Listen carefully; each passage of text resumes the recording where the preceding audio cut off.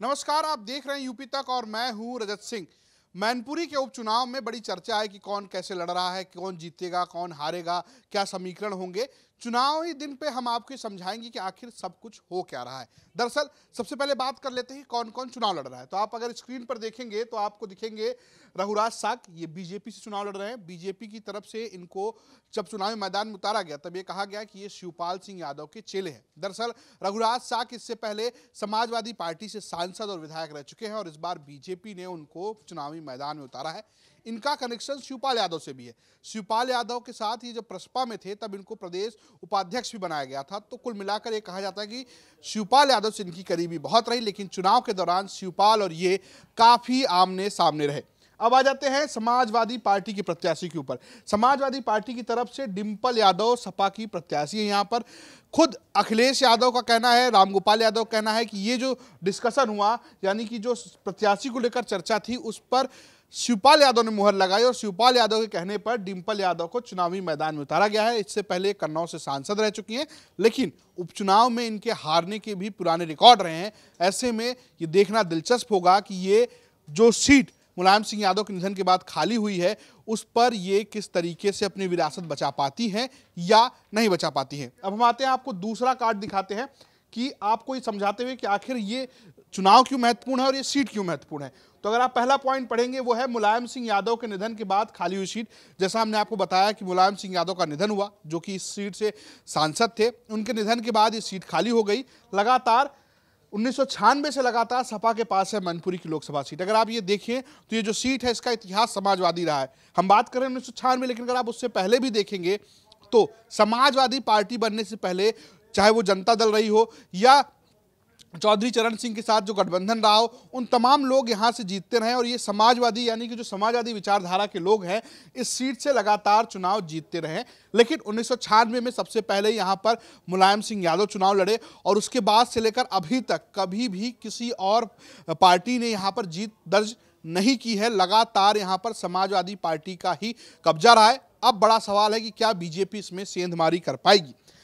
9 चुनाव में से 5 बार खुद मुलायम सिंह यादव ने सीट जीती है। खास बात यह है कि ना सिर्फ मुलायम सिंह यादव बल्कि यादव परिवार का भी इस सीट पर लगातार कब्जा रहा है। खुद मुलायम सिंह यादव 5 बार जीते हैं, यानी कि 9 चुनाव हुए। इसके अलावा 2 उपचुनाव भी हुए और इन उपचुनाव में भी समाजवादी पार्टी यानी यादव परिवार से ही कोई ना कोई बना है।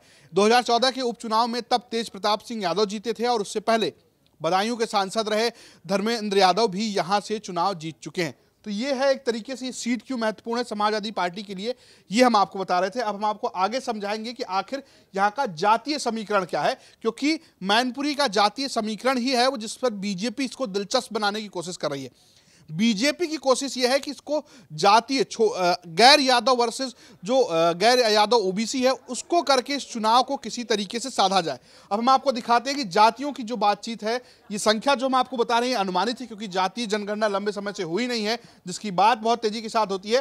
तो जाति की बात की जाए तो यादवों की संख्या जो है वो 4,31,000 है। यहाँ पर सबसे ज्यादा संख्या इस मैनपुरी लोकसभा में यादव समुदाय का है, जो कि समाजवादी पार्टी का कोर वोटर है।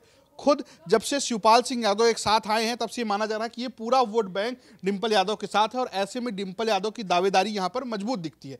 दूसरा वोटर है साक के, 2,92,000 के करीब इसकी संख्या है और साक की वो समुदाय है जिस पर बीजेपी लगातार दांव खेलती रही है, चाहे वो प्रेम कुमार साक के रहे इससे पहले और अब रघुराज साक को मैदान में उतारा गया है और बीजेपी यहां पर साक के वर्सेस यादव करने की कोशिश करती रही है।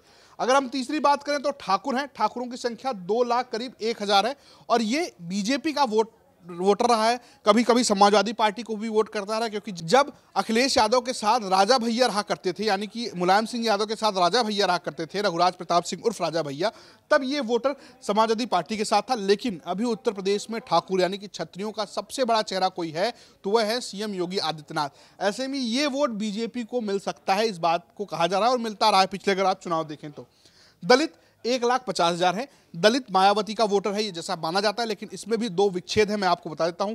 कठेरिया और जाटव। माना जाता है कि जाटव जो है वो मायावती को वोट करता है यहाँ पर और कठेरिया समाजवादी पार्टी को वोट करता है, लेकिन मायावती इस चुनावी मैदान में है नहीं। ऐसे में बीजेपी और सपा दोनों इस वोटों को साधने की कोशिश कर रहे हैं। और खासकर अखिलेश यादव से लेकर डिंपल यादव आपको अंबेडकर की मूर्तियों के साथ दिख जाएंगे, तमाम दलित बस्तियों में जाते हुए दिख जाएंगे। तो सपा की ये कोशिश है कि किसी तरीके से मायावती का ये वोटर उनके साथ बना रहे। अगर हम पांचवी बात करें तो पांचवें नंबर पर ब्राह्मण है, जिनकी संख्या 1,22,000 के करीब है और ये बीजेपी के मतदाता है, कोर मतदाता है। लेकिन कभी कभी बीजेपी यहाँ पर कमजोर पड़ती, क्योंकि इलाका यादवों का है, यादव परिवार का है, तो समाजवादी पार्टी के साथ भी चले जाते हैं। और खुद अखिलेश यादव ने सारे ब्राह्मण विधायकों और जो उनके करीबी नेता है उनको बुलाकर एक सम्मेलन भी किया और ये कोशिश की कि ब्राह्मण दलित प्लस यादवों का कॉम्बिनेशन यहाँ बनाया जा सके। देखना होगा। हालांकि लोध और कुछ और अदर ओबीसीओं की संख्या इस पूरी सीट पर है, तो ऐसे में जाति समीकरण इस चुनाव को और दिलचस्प बना रहे हैं। हम अब आपको दिखाते हैं अगले अपने उसमें कि किस तरीके से कौन और कब तक जीता रहा है। ये इतिहास भी बहुत महत्वपूर्ण है जो हमने आपको बताया। पिछला 3 चुनाव देखेंगे तो आपको समझ में आएगा कि किस तरीके से मार्जिन कम और ज़्यादा हुआ है। मैं आपको नीचे से शुरू करके दिखाता हूँ। 2014 में मुलायम सिंह यादव सपा से लड़े थे और तब वो 3,64,000 वोटों से जीते थे। ये एक तरीके से रिकॉर्ड मत था। तब सपा और बसपा कोई गठबंधन नहीं था, समाजवादी पार्टी अकेले लड़ रही थी। और ये तब है जब उत्तर प्रदेश में मोदी लहर थी, तब भी यहाँ पर मुलायम सिंह यादव 3,64,000 वोटों से जीते थे। अब हम आते हैं 2014 के उपचुनाव।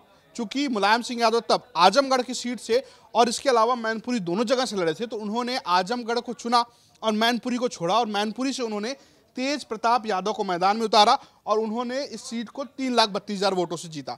अगर आप देखें तो यहाँ पर वोटों का मार्जिन आपको कम होता हुआ दिखेगा, लेकिन जैसे ही आप 2019 में आएंगे तो ये 94,000 पर आ जाता है। मुलायम सिंह यादव जीतते हैं सपा से, लेकिन जो वोटों का मार्जिन है वो 94,000 पर आ जाता है। और ये तब है जब बसपा प्लस सपा एक साथ दिख रही है, तो यहाँ पर दलित वोट भी समाजवादी पार्टी को मिलते रहे। अब यही बड़ी चुनौती है। ये जो 94,000 है, यही वो समीकरण है जिस पर बीजेपी दावा कर रही है कि इस बार इस मार्जिन को कम कर दिया जाएगा, यानी कि जीत में बदल दिया जाएगा। लेकिन समाजवादी पार्टी और पूरा यादव परिवार इस सीट को बचाने पर लगा हुआ है।